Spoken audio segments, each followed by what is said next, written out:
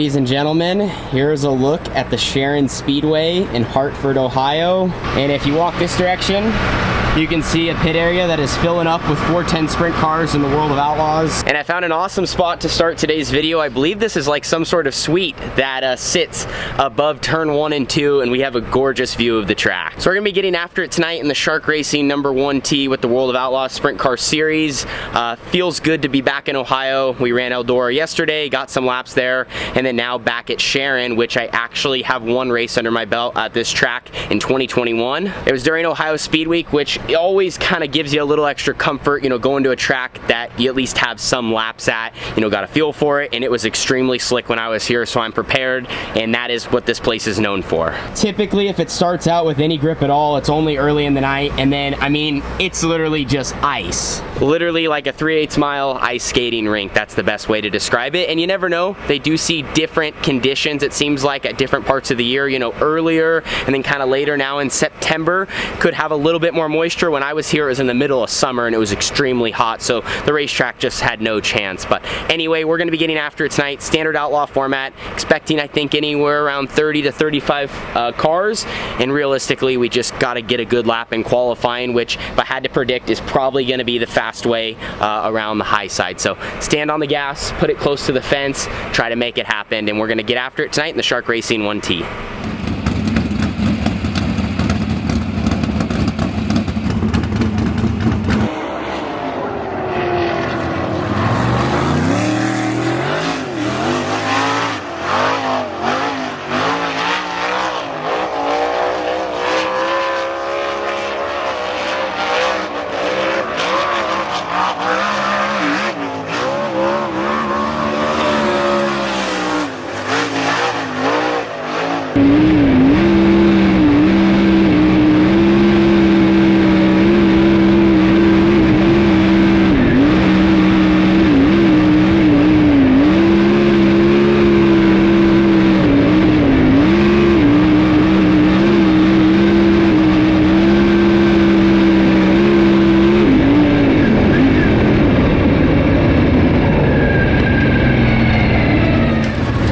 Good start to our night here at the Sharon Speedway. Ended up with 36 410 sprint cars and laid down 8th quick. This place is so unique. I told you how, you know, usually it gets slick and usually it's right away, and that was the case. Went out there in hot laps, immediately blowing dust, and then as we went through qualifying, it just got closer and closer to the outside wall.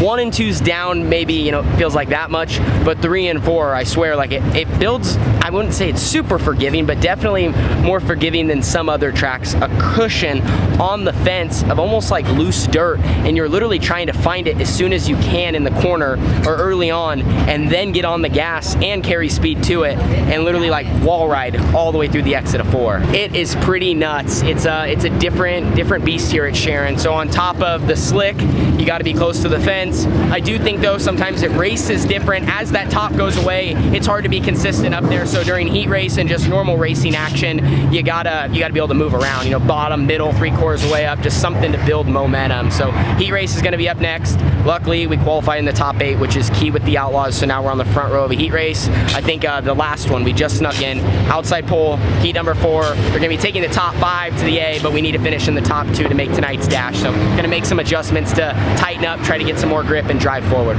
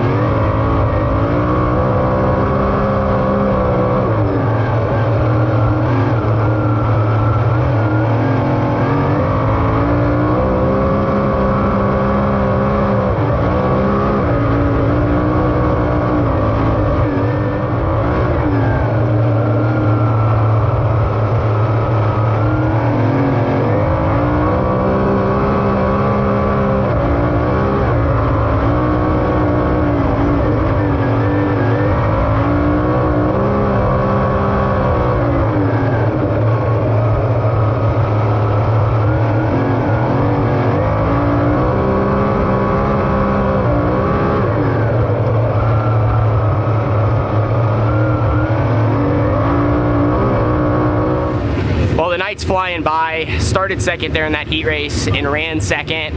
Felt like we're working in the right direction. We're still looking for a little bit more.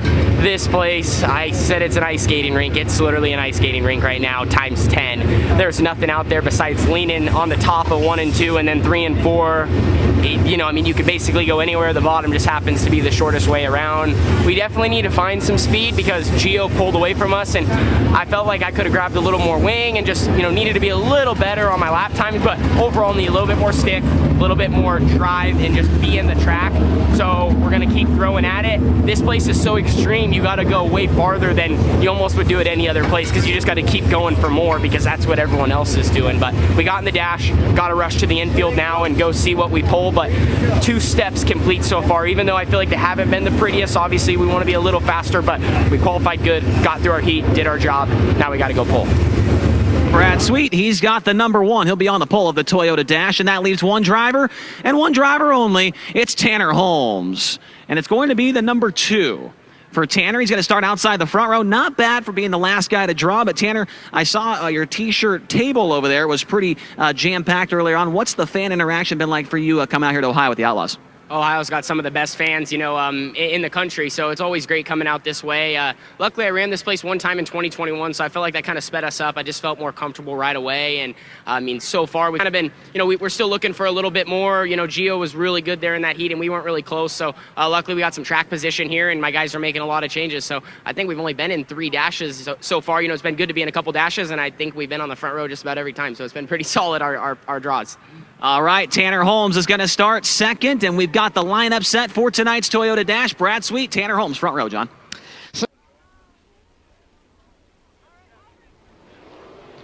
Underway with this evening's Toyota Dash. David Gravel, fantastic start from the outside of the second row, battling for the lead as they make their way out of turn 2. Brad Sweet out in front, Gravel second, Sheldon Hodenshield side by side with Tanner Holmes racing for third. Sheldon on the bottom as Holmes rips the cushion. Tanner Holmes third, Sheldon Hodenshield in fourth.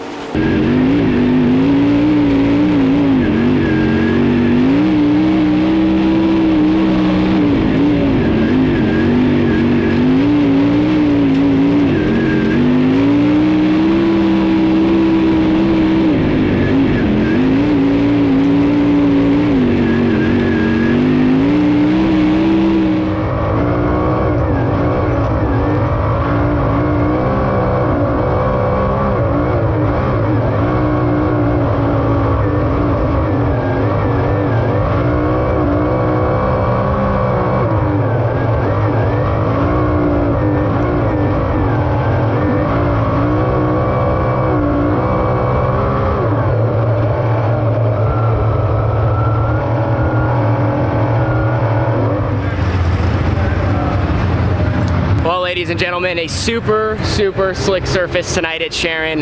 This place is nuts. Just wrapped up the dash, started second, and unfortunately dropped back to third. Just need to get a little bit better start. It's crazy how they went out there and just threw a little bit of water on it, and that little bit of water brought back grip just for a lap or 2. But any grip here propels you forward so much. So Gravel started fourth, and he just started a lane higher than I did, and he shot past me on the front stretch. And then Hod was next to me. We kind of all sorted ourselves out and ended up running third there behind Sweet and Gravel. Obviously wish I could have ran second there in the dash, or even if I would have got a better start, I could have maybe got by Sweet because the inside row just takes us so long to get down the front stretch. Regardless though, water under a bridge, we still, you know, ran a solid 6 laps there. Felt the best I have all night as far as being around other cars and, you know, fast guys and what kind of pace I was with them. So try to make another gain here. Rolling off from the second row. I believe it's 30 laps here around Sharon Speedway for a standard $10,000 to win race. We're gonna make some more changes to the 1T. Right now the track is very fast around the high side in both corners, but I'm not saying it's gonna completely change, but I think we gotta keep an eye on the bottom and the middle as that slowly fades more and more, especially in 1 and 2, because 1 and 2 has had the grip all night long, but once that starts to go away, I think we're gonna see some other lanes kind of come into play here as we go throughout the duration of 30 laps.